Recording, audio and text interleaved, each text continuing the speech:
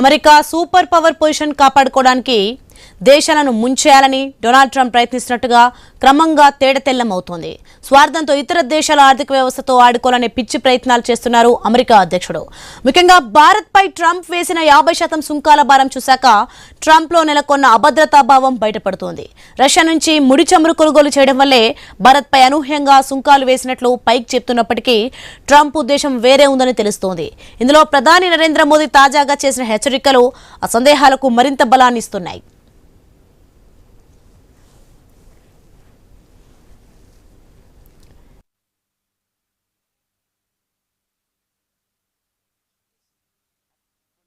किसानों का हित सर्वोच्च प्राथमिकता है।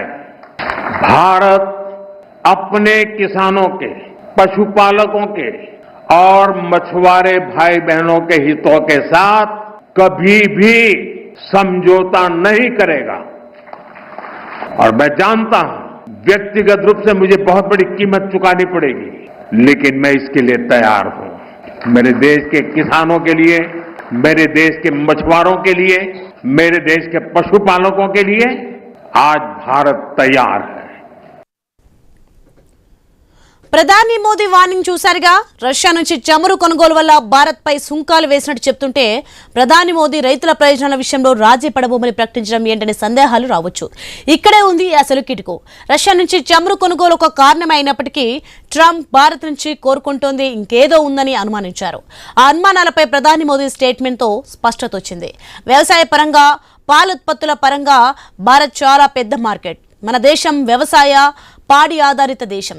కేంద్ర రాష్ట్ర ప్రభుత్వాలు వ్యవసాయానికి, రైతుల ప్రయోజనాలు కాపాడేందుకు పారిశ్రామికాభివృద్ధికి ఎక్కువ ప్రాధాన్యం ఇస్తాయి. ప్రపంచంలో భారత్కు వ్యవసాయ ఆధారిత దేశంగానూ గుర్తింపు ఉంది. ఇలాంటి భారత్లో అమెరికా తన వ్యవసాయ ఉత్పత్తులను, డైరీ ప్రొడక్టులను దించాలని చూస్తోంది. దీనికి ప్రధాని మోదీ సజేమిరా అనేశారు. భారత్ వ్యవసాయ మార్కెట్ తలుపులను అమెరికా కోసం తెరిస్తే దేశీయంగా రైతులు, పాడి పరిశ్రమల ప్రయోజనాలు దారుణంగా దెబ్బతింటాయి. ఇది భారత ఆర్థిక వ్యవస్థపై ప్రభావం చూపించడమే కాదు, రైతులు, డైరీ పరిశ్రమలు ఆర్థికంగా దెబ్బతినే ప్రమాదం ఉంది.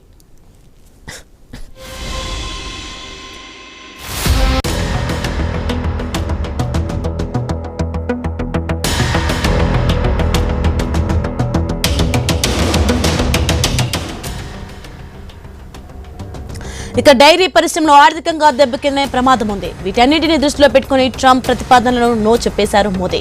అందుకే అంతా రష్యా చమురుపై చర్చించుకుంటున్న తరుణంలో ప్రధాని నరేంద్ర మోదీ రైతుల ప్రయోజనాలపై రాజీ పడేది లేదని ప్రకటన చేశారు. ఇక ప్రధాని మోదీ తీసుకునే నిర్ణయం అమెరికా అధ్యక్షుడు డొనాల్డ్ ట్రంప్ కు రచించలేదు. నన్నే కాదంటావా అంటూ కస్సుమన్నారు. పైకి రష్యాను బూచిగా చూపించి ఇలా సుంకాలతో తన కసినంతా తీర్చుకుంటున్నారు. పైకి చిరునవ్వులు చిందించినా, భారత్ను మిత్రదేశమని ప్రధాని మోదీని బెస్ట్ ఫ్రెండ్ గా చెప్పుకొచ్చినా ఆ ప్రశంసల వెనుక అసలు కారణం అమెరికా అగ్రి డైరీ ప్రొడక్టులను భారత్లో డంప్ చేయడమే. ప్రధాని మోదీ ఎప్పుడైతే కుదరదని కుండ బద్దలు కొట్టేశారో ట్రంప్ లోని అసలు వ్యక్తి బయటకొచ్చాడు. సుంకాల వర్షం కురిపిస్తున్నాడు.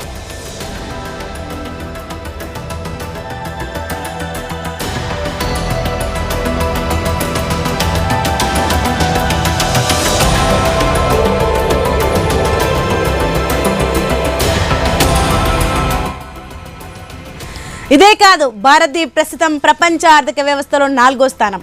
3వ ప్లేస్ కోసం ప్లాన్ ప్రకారం అడుగులు వేస్తోంది. ఇందుకు 2047 టార్గెట్ ఫిక్స్ చేసుకుంది.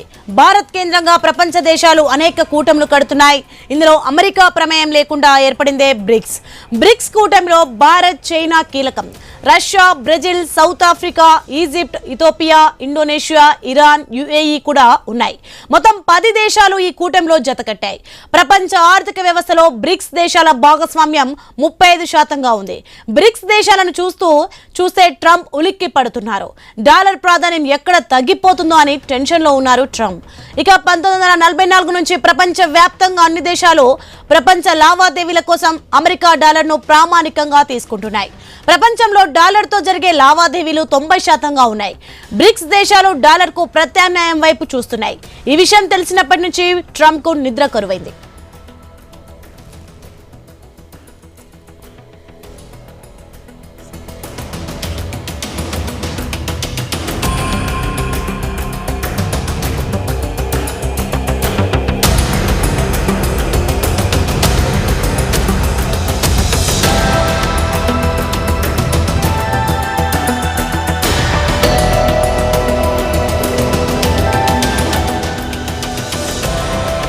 ఇక బ్రిక్స్ దేశాల పేరు ఎత్తితేనే ట్రంప్ ఒంటి కాలిపై లేస్తున్నారు. ఒకవేళ బ్రిక్స్ దేశాలు డాలర్ను కాదంటే ప్రపంచంలో అమెరికా సూపర్ పవర్ స్థానం గల్లెంతు కావడం ఖాయం. అంతేకాదు ప్రపంచంలో లావాదేవీల స్థానం నుంచి డాలర్ను తప్పించే అవకాశం కూడా ఉంది.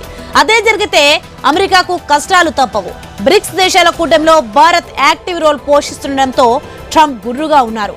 సుంకాలతో దారికి తెచ్చుకోవాలని చూస్తున్నారు. అయితే అమెరికా బెదిరింపులకు లైట్ తీసుకునే చైనా, రష్యాలు సైతం బ్రిక్స్ కూటమిలో ఉన్నాయన్న సంగతిని విస్మరిస్తున్నారు ట్రంప్. ఇప్పుడు సుంకాల పుణ్యమా అని బ్రిక్స్ దేశాలు ఒక్క మాటపై మరింత బలంగా వెళ్లేందుకు అడుగులు వేసేలా బాట కల్పించారు.